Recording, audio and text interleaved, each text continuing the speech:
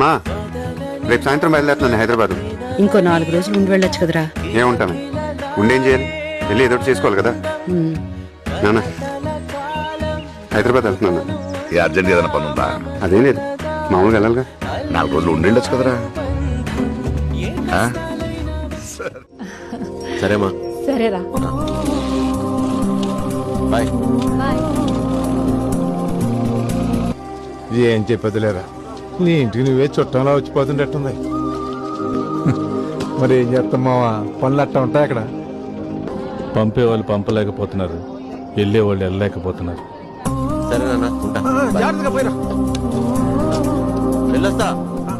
బదలని మౌనం విననని అంద కిలకిలలా